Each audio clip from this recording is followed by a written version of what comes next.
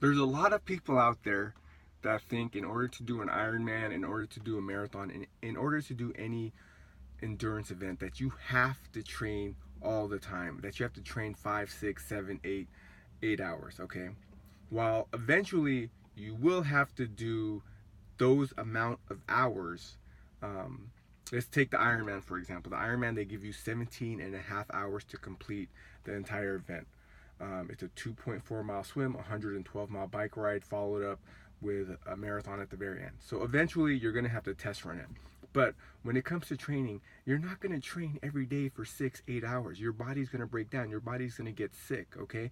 If you overtrain, you will get sick. So you're not training all the time. I'm not training all the time. Um, Especially now that I'm a little bit older. You have to rest. Now, how can you get quality exercise?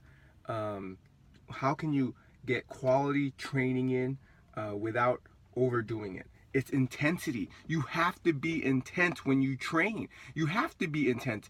Intensity will overcome the amount of time you spend in the gym any day of the week.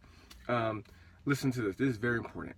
If time was the most important thing, then the smartest person in the world would be someone who's living in the library, like a librarian. A librarian would be smarter than any scientist out there because they're always in the library. A janitor who works in the library, okay? It depends what you're doing in the library, okay?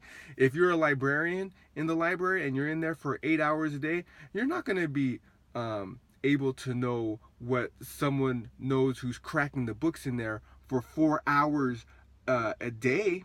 Okay, you can get what you need to get from the gym in an hour, in an hour and a half. You don't need to be at the gym for 4 or 5 plus hours every day. You're gonna get sick. You're gonna overtrain. It's intensity, and intensity is the most important thing when it comes to training.